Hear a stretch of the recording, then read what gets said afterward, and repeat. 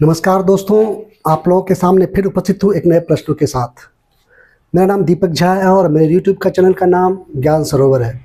आज एक नए प्रश्नों के साथ फिर आप लोगों के सामने उपस्थित हुआ हूँ। प्रश्न वही मौसों और लॉसों को लेकर के है। आइए देखते हैं। प्रश्न इस प्रकार से है, जो मान लीजिए प्रश्न है। पहले प्रश्न को हम लिखित रूप में लिखते हैं, उसके बाद उसको हम बनाने का प्रयास करेंगे। तो मान लीजिए, माना कि P और Q दो धनात्मक पूर्णांक है, या हमको इसका ऐसे लिख सकते हैं, यदि P बराबर ABQ और Q बराबर A4B है, ठीक, और हो जहां A और B, या जहां लिखेंगे P और Q एक धनात्मक पूर्णांक है और A और B अभाज्य संख्या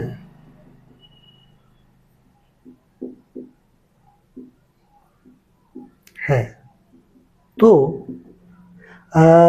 P Q का मौसों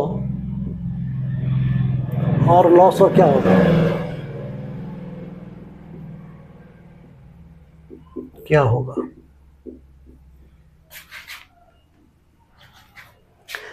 ये प्रश्न है।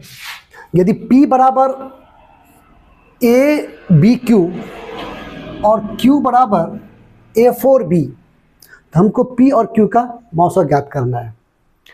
अब इस प्रश्न को हल करने हमको यहां से केवल इसको देखना है,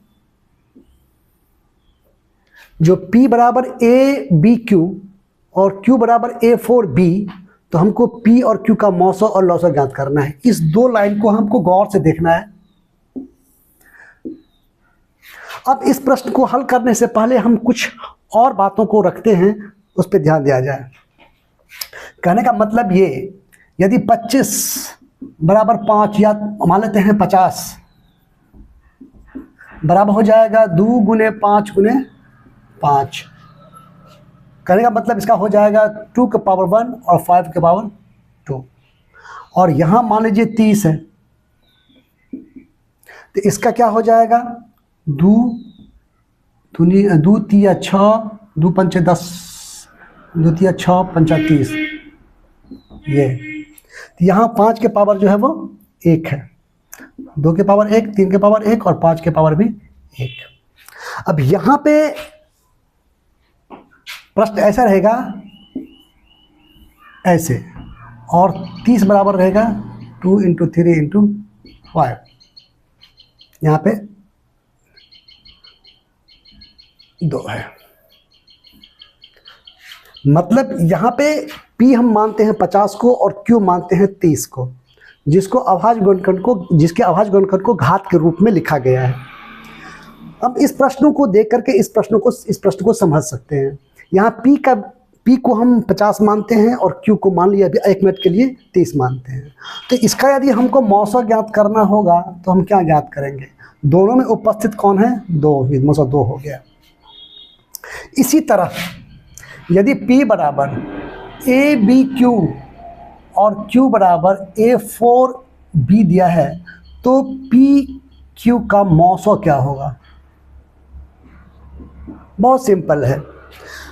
मौसों में क्या होता है, जो अभाज्य गुणनखंड जो होते हैं उसका न्यूनतम घात लिया जाता है। न्यूनतम घात, जैसे यहाँ पे A है और यहाँ भी A है, इस दोनों में A का न्यूनतम घात कितना है? 1। इसमें A का घात जो है 4 है, यहाँ पर A का घात जो है वो 1 है। न्यूनतम घात 1 है तो उसको ले लेंगे। और बी में क्या है न्यूनतम घात, उसको भी देखेंगे। तो बी में यहाँ पे मैक्सिमम घात 3 है, यहाँ पे जो है घात 1 है जो न्यूनतम है। तो इस दोनों में बी की जो उपस्थिति है उसमें इस बी का जो है न्यूनतम घात 1 है, यहाँ ले लेंगे हम बी। तो इस प्रकार पी और क्यू का जो मौसा हो जाएगा वो हो जाएगा ए बी। अब इसी पी क्यू का यदि हमको लौसा ज्ञात करना पड़ेगा तो हम क्या करेंगे, तो लौसा में जो है वह मैक्सिमम घात लिया जाता है।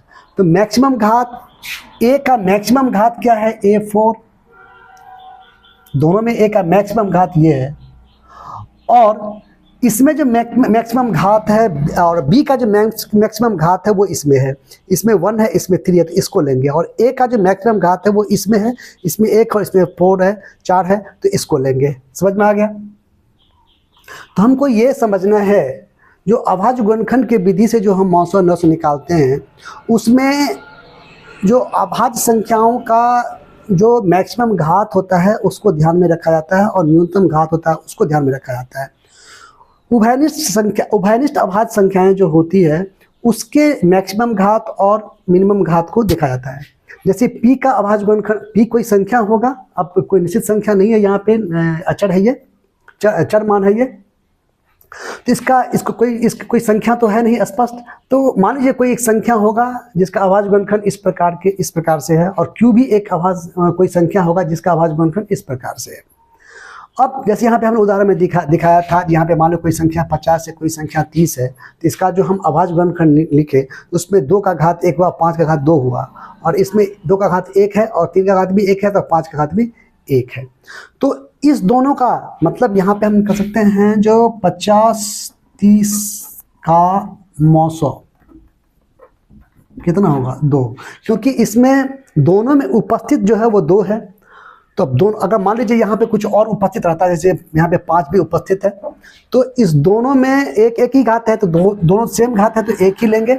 और इसमें देखते हैं 2 का जो है मिनिमम घात, या 3 तो है ही नहीं दोनों में उपस्थित, दोनों में उभयनिष्ठ है ही नहीं, 5 है दोनों में उभयनिष्ठ, तो 5 को देखेंगे हम। मौसम में हम उभयनिष्ठ वाली संख्याओं को लेते हैं, तो इसमें उभयनिष्ठ 2 है, 2 ले लिए। और उसके बाद इसमें फिर 5 भी उभयनिष्ठ है, तो 5 का जो मिनिमम घात है वो 1 है, तो 5 ले लिए, मतलब हो गया 10। इसका मौसा 10 हो गया। यहीं पे इसका लौसा लेना होता है, 50 और 30 का लौसा लेना होता, हम क्या करते, मैक्सिमम घात लेते। तो इस दोनों में उभयनिष्ठ 2 है, मैक्सिमम घात यहाँ 1 ही है और मिनिमम घात भी 1 ही है, तो 2 तो लेना ही पड़ेगा।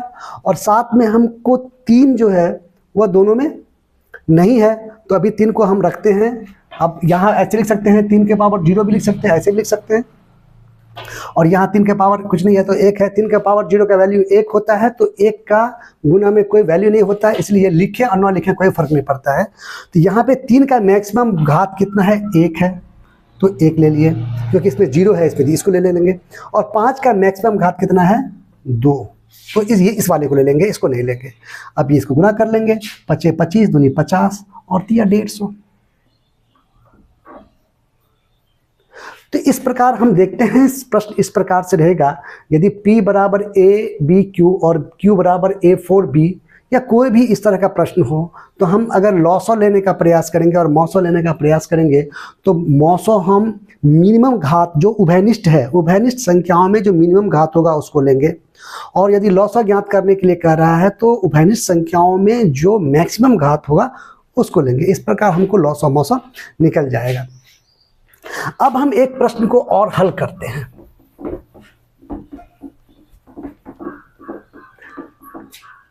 अब एक प्रश्न आता है, सह अभाज्य युग्म क्या होता है? सह अभाज्य युग्म क्या होता है? युग्म शब्द का अर्थ होता है जोड़ा, पेयर जिसको हम बोलते हैं। तो सह अभाज्य युग्म शब्द का क्या अर्थ है? तो मान लीजिए कुछ यहाँ पे हम उदाहरण देते हैं, मान लीजिए 12 15 कुछ देते हैं, 18 15 और देते हैं 10 18 देते हैं 10 लेते हैं और 21 लेते हैं। इस यहाँ पे कुछ युग्म के उदाहरण हमने लिए हैं। एक युग्म लिया है 12 15 का, एक युग्म लिया है 18, 15, यहाँ पे भी लिख सकते थे हम। तो हमने 3 ठो युग्म लिया है। अब हमको इस तीनों युग्म में ये बताना है कि इसमें सह अभाज्य युग्म कौन सा है। ये भी युग्म है, ये भी युग्म है और ये भी युग्म है। युग्म मतलब जोड़ा में है। अब हमको यहाँ पे ये बताना है जो सह अभाज्य युग्म कौन कौन है इसमें। तो सह अभाज्य युग्म क्या होता है पहले ये समझते हैं। यहाँ पे जो है 12 का यदि हम अभाज्य गुणनखंड ज्ञात करते हैं तो 12 का अभाज्य गुणनखंड निकलता है 2 दूनी 4 तिया 12, और 15 का भी अभाज्य गुणनखंड निकलता है 3 पंचे 15। यहाँ हम देख रहे हैं जो उभयनिष्ठ संख्याएं 3 मौजूद है। इसका मतलब है कि ये सह अभाज्य युग्म नहीं है। सह अभाज्य युग्म वो होता है जिसका महत्तम समावर्तक जो होता है वो 1 होता है। तो चूंकि इसका महत्तम समावर्तक 3 हो गया, मतलब यहाँ पर 3 जो है इसमें भी उपस्थित है, इसमें भी उपस्थित है। मतलब 3 इसको भी विभाजित कर सकता है, इसको भी विभाजित कर सकता है। 3 चौका 12, 3 पंचे 15। अब इसको चेक करते हैं, ये भी सह अभाज्य युग्म नहीं है क्योंकि उसमें भी 3 उपस्थित है। 3 छक्के 18, 3 पंचा 15, ऐसे भी हम ढूंढ सकते हैं। तो इसलिए 18, 15 भी सह अभाज्य युग्म नहीं है। ये है सह अभाज्य युग्म। कैसे हम देख सकते हैं, 10 का यदि हम अभाज्य गुणनखंड ज्ञात करते हैं तो 2 गुने 5 होता है, और 21 का करते हैं 3 गुने 7 होता है। तो इसमें कोई उभयनिष्ठ नहीं है। कह सकते हैं कि उभयनिष्ठ में हम 1 है। तो इसका मौसो क्या हो जाएगा 1, कहने का मतलब ये। तो इस दोनों युग्म जो है इसका मौसो 1 है, इसलिए ये युग्म जो है वो क्या कहलाएगा, सह अभाज्य युग्म। तो आज हमने देखा, एक नए प्रश्नों को देखा और एक नए शब्द सह अभाज्य युग्म के बारे में चर्चा किया हमने। आगे हम फिर नए प्रश्नों के साथ आप लोगों के सामने उपस्थित होऊंगा। और जाते जाते इतना ज़रूर कहूँगा, अगर हमारा ये प्रयास आपको अच्छा लगता है तो इसे शेयर भी करें, कमेंट्स भी करें। कमेंट्स ज़रूर करें, मुझे बहुत अच्छा लगेगा।